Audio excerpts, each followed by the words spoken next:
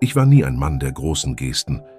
Mein Leben verlief leise, in den Schatten zwischen langen Fluren, flackerndem Neonlicht und dem Duft von Papier und altem Kaffee. Aber an diesem Morgen, mit dem Wind, der mein Jackett aufwehte, spürte ich, dass es anders war. Ich hatte mir die Haare gekämmt, das gute Hemd angezogen und obwohl meine Hände ein wenig zitterten, hielt ich meine Schritte fest. Das Gebäude vor mir war neu, glänzend, voller junger Gesichter, schneller Schritte und moderner Technik. Doch ich war nicht hier, um zurückzublicken. Ich war hier, weil mein Name noch immer etwas bedeutete. Oder zumindest glaubte ich das. Als ich zur Tür trat, hielt mich ein junger Sicherheitsmann auf. Sein Blick war höflich, aber klar. »Das ist kein Ort für Leute in ihrem Alter«, sagte er. Ich lächelte still, griff in meine Brieftasche und zog langsam meinen Ausweis hervor. Mein alter Dienstausweis. Noch immer scharf an den Kanten. Akten noch immer gültig. Und plötzlich war es nicht mehr der Eingang zu einem Bürogebäude. Es war der Eingang zu allem, was ich einmal war. Mein Name ist Richard Falkenberg, 72 Jahre alt, Vater, Großvater und, obwohl das kaum noch jemand zu wissen scheint, einer der Mitbegründer dieses Unternehmens. Ich war nicht immer grauhaarig und gebeugt. In den 70ern und 80ern war ich ein Visionär, zumindest wurde ich oft so genannt. Ich arbeitete in der IT-Branche, als alles noch mit Lochkarten begann, und war dabei, als die ersten Serverräume eingerichtet wurden. Ich habe unzählige Nächte in diesem Gebäude verbracht, das heute so anders aussieht. Ich habe Prozesse entwickelt, Lösungen gebaut, Probleme gelöst und manchmal auch Menschen gerettet, obwohl das nicht in meiner Stellenbeschreibung stand. Als ich mich vor 5 Jahren in den Ruhestand verabschiedete, war ich nicht mehr der Mann, der bei den Meetings sprach. Ich war der, dem man höflich zunickte, der, den man zum Abschied mit Kuchen und Applaus in die Vergangenheit entließ. Meine Tochter sagt oft, ich solle das alles endlich ruhen lassen. Aber wie soll man etwas ruhen lassen, das ein Teil von einem ist? Ich bin nicht hier, um mich wichtig zu machen. Ich bin nicht hier, um mich an die gute alte Zeit zu klammern. Ich bin hier, weil ich eine Einladung bekommen habe. Eine interne Veranstaltung, ein Innovationsforum und auf dem Einladungsflyer stand mein Name: Ehrengast Richard Falkenberg, Wegbereiter der digitalen Infrastruktur. Doch heute scheint sich niemand an diesen Titel zu erinnern. Nicht einmal der junge Sicherheitsmann, der mich an der Tür ausbremste. Ich frage mich oft, wann hören wir auf, in den Augen der anderen zu existieren? Das Foyer roch nach frischem Kaffee und Glasreiniger, modern, glatt, kühl, ganz anders als früher, als hier noch Teppichböden lagen und die Kaffeemaschine beständig pfiff. Auf großen Displays liefen animierte Willkommensgrüße. Junge Leute in Anzügen unterhielten sich angeregt, mit Tablets in der Hand und dem neuesten Smartwatch-Modell am Handgelenk. Niemand beachtete den alten Mann mit dem Mantel in der Armbeuge und dem leicht zögernden Gang. Ich hatte diesen Tag bewusst gewählt, die Einladung war offiziell. Ich wollte nicht stören, ich wollte nur zusehen, vielleicht lächeln, vielleicht eine Schulter klopfen und dann still wieder gehen. Aber bevor ich überhaupt in die Nähe des Empfangstresens kam, war er da. Der Sicherheitsmann. Jung, durchtrainiert, höflich und bestimmt. »Entschuldigen Sie, aber diese Veranstaltung ist nicht öffentlich. Haben Sie eine Einladung?« Ich zog das Blatt aus meiner Jackentasche, zeigte es ihm. Er warf einen Blick darauf, runzelte die Stirn. Ich weiß nicht, ob das noch gültig ist. Vielleicht gab es da ein Missverständnis. Sie sind Richard Falkenberg. Ja. Er lächelte leicht verlegen. Ich glaube, wir haben heute nur geladene Gäste aus dem aktuellen Führungskreis. Bitte haben Sie Verständnis. Ich nickte, nicht sofort, aber ich tat es. Und dann griff ich in meine Brieftasche, holte meinen alten Firmenausweis hervor, den ich nie weggeworfen hatte. Die Kante war leicht abgerieben, das Foto vergilbt. Aber mein Name war noch gut zu lesen: Richard Falkenberg, CTO, AD. Ich hielt ihm den Ausweis entgegen. »Ich habe diesen Ort mit aufgebaut«, sagte ich ruhig. »Ich habe die Serverräume entworfen, die Kommunikationsprotokolle geschrieben, die Notfallpläne für Systemabstürze formuliert. Ich war da, als der erste Code durch unsere Systeme lief. Ich kenne jede Steckdose hier.« Er wirkte einen Moment lang verunsichert, schaute mich an, dann den Ausweis, dann wieder zurück. Doch was er schließlich sagte, traf mich mehr, als ich zugeben wollte.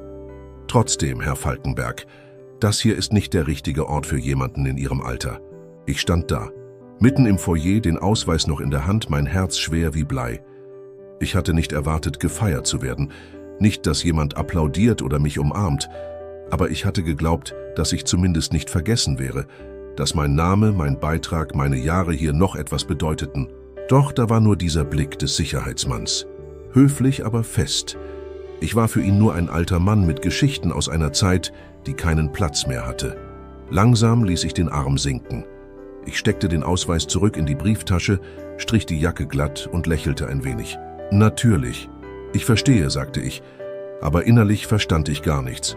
Was war das für eine Welt, in der Erfahrung wie Staub weggewischt wurde, in der Jahre harter Arbeit hinter Glasfassaden verschwanden, ersetzt durch glänzende Oberflächen und junge Gesichter mit schnellen Fingern und flüchtigem Gedächtnis.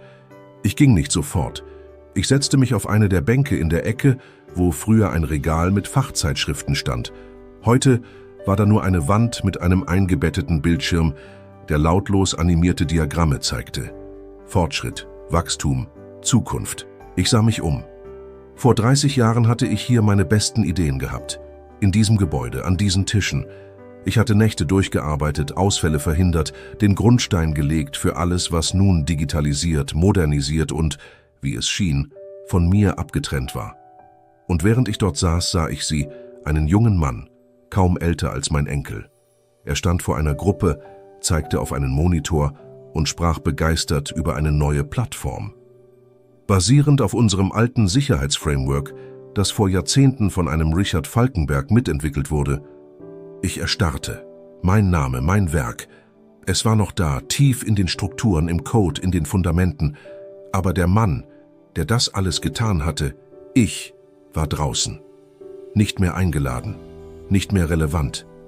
Ich wollte aufstehen, wollte etwas sagen, doch der Moment verstrichen. Niemand bemerkte mich. Niemand drehte sich um. Und plötzlich war da diese schneidende Erkenntnis. Ich war Teil des Fundaments. Aber niemand schaut je auf das Fundament. Man geht darüber, baut darauf und irgendwann vergisst man, dass es überhaupt da ist. Ich erhob mich langsam. Meine Knie schmerzten. Der Mantel rutschte über meine Schulter. Ich blickte ein letztes Mal in den Raum. Dann drehte ich mich um und ging. Nicht wütend, nicht einmal traurig, sondern leer. Ich fuhr nicht sofort nach Hause. Ich brauchte frische Luft, ein wenig Raum, um zu atmen und zu verdauen, was gerade geschehen war. Ich setzte mich auf eine Bank im Park gegenüber. Der Wind war kühl, trug die ersten Blätter des Herbstes durch die Luft. Es war eigenartig still, so wie es nur in Momenten ist, in denen man erkennt, dass etwas unwiderruflich verloren gegangen ist. Ich blickte auf meine Hände. Diese Hände, die einst Pläne entwarfen, Kabel verlegten, Geräte reparierten, Menschen anleiteten. Heute zitterten sie leicht, nicht vor Kälte, sondern vor etwas Tieferem, Entwurzelung. Es war nicht das Gebäude, das mich ausschloss, es war die Zeit. Die Welt war weitergezogen, ohne sich umzusehen. Ich war ein Relikt geworden, lebendig, aber ohne Raum. Und dann erinnerte ich mich an den Moment heute Morgen, als ich in der Küche stand, das Hemd glatt strich, das meine Frau mir einst zum Jubiläum geschenkt hatte. »Das steht dir gut«, hatte sie damals gesagt. Ich erinnerte mich an ihr Lächeln, an ihre Stimme, an das letzte Foto, das wir gemacht hatten, kurz vor ihrem Tod. Ich hatte ihr versprochen, nicht zu verbittern, offen zu bleiben, mich nicht zu verschließen.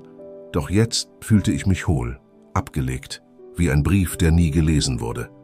Plötzlich überkam mich ein Drang. Ich griff nach meiner Brieftasche, zog erneut den Ausweis heraus und betrachtete ihn lange. So viele Jahre, so viel Geschichte, so viel Herz. Ich war nicht traurig, dass ich älter geworden war. Ich war traurig, dass das Alter nichts mehr bedeutete. Ein Kind kam vorbei, blieb stehen und sah mich an. »Warum weinst du?« fragte es. Ich lächelte müde, weil ich gerade merke, wie viel ich war und wie wenig man sich daran erinnert.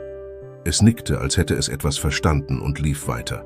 Ich sah ihm nach, klein, neugierig, voller Zukunft. Und ich? Ich war ein Schatten in der Gegenwart, sichtbar, aber durchsichtig.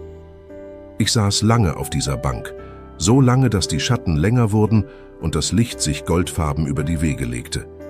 Irgendwann stand ich auf, nicht weil ich wusste, wohin, sondern weil ich spürte, dass ich weitergehen musste. Zu Hause angekommen, öffnete ich die Tür in eine Wohnung, die mir einst warm erschien, jetzt aber nur nach Stille roch. Ich hängte mein Jackett an den Haken, ließ die Tasche zu Boden gleiten und ging zum Fenster. Von dort aus sah ich den Himmel. Kein Gebäude, keine E-Mail, kein Sicherheitsmann konnte mir diesen Blick nehmen. Dann fiel mein Blick auf das alte Fotoalbum auf dem Regal.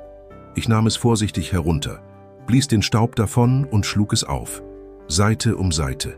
Lächelnde Gesichter, Reisen, Projekte, Weihnachten, meine Frau, wie sie in der Küche stand, meine Tochter auf meinem Rücken, als sie klein war, und ich, lachend, lebendig. Das bin ich, flüsterte ich, das war ich. Oder, nein, das bin ich noch. Etwas regte sich in mir. Vielleicht war ich nicht mehr der Ingenieur, der neue Systeme entwickelte. Vielleicht war ich nicht mehr eingeladen, mitzureden, aber ich war immer noch da. Und ich hatte mehr gesehen, als die meisten je sehen werden. Ich ging zum Schreibtisch, kramte einen Stift hervor und holte Papier. Ich begann zu schreiben, erst nur Worte, Erinnerungen, dann kleine Geschichten, Erkenntnisse, die Dinge, die ich meiner Tochter nie sagen konnte, die Geschichten, die mein Enkel nie hören wollte, die Gedanken, die mir nachts kamen, wenn niemand da war, um sie zu hören. Ich schrieb alles nieder, nicht für sie, für mich, weil ich nicht schweigen wollte, weil ich nicht verschwinden wollte, nicht still, nicht bitter, sondern mit Stimme, mit Seele, mit Geschichte. Vielleicht würde es niemand lesen, oder vielleicht doch, irgendwann. Und selbst wenn nicht, ich hätte es gesagt. Es vergingen Wochen. Ich schrieb jeden Tag. Nicht viel, aber mit dem Herzen. Manchmal saß ich stundenlang einfach nur da, blickte auf das Papier und wartete, bis die Erinnerung sanft durch die Tür trat. Eines Morgens, als der Regen gegen die Fenster trommelte, hörte ich den Briefschlitz klappern. Ein Umschlag, kein Absender. Ich öffnete ihn und erkannte die Handschrift sofort. Papa, ich habe gehört, was passiert ist, dass Sie dich nicht haben wollten, dass du fortgeschickt wurdest. Ich war nicht da. Und es tut mir leid, so sehr. Ich habe es erst durch die Nachbarin erfahren. Ich habe so lange gezögert zu schreiben. Aber ich musste dir sagen, ich erinnere mich an alles. An die Werkstatt, an deine Stimme, wenn du mir vorlas, an den Duft von Holzleim in deinem Hemd. Ich habe dich nicht vergessen. Meine Finger zitterten. Ich habe selbst einen Sohn jetzt. Er hat deinen Blick. Und manchmal, wenn er etwas baut, frage ich mich, ob du das auch getan hättest mit ihm. Ich wünschte, ich hätte es anders gemacht. Ich wünschte, ich hätte dich gesehen damals. Wirklich gesehen. Ich konnte nicht mehr weiterlesen. Tränen tropften auf das Papier. Es verschwamm, aber der Sinn blieb. Ich war nicht vergessen, nicht aus dem Leben gestrichen, nicht ausgelöscht, nur überlagert. Von Lärm, von Zeit, von Verletzungen, die keiner benannt hatte. Meine Tochter hat sich nicht gemeldet. Vielleicht wird sie es nie tun, vielleicht wird sie für immer glauben, ich hätte meinen Platz verloren. Aber ich habe gelernt, ein Mensch verliert seinen Wert nicht, nur weil andere ihn nicht mehr sehen. Ich habe Fehler gemacht. Sicher, wer nicht. Doch ich habe auch geliebt. Ich habe gebaut, getröstet, geschwiegen, wenn es nötig war, und gesprochen, wenn es niemand sonst tat. Und vor allem, ich bin geblieben. Trotz allem.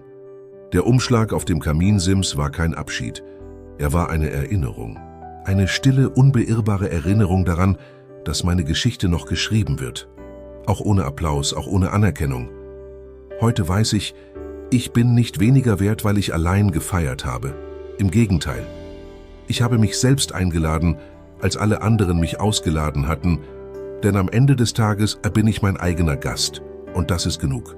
Danke fürs Zuschauen.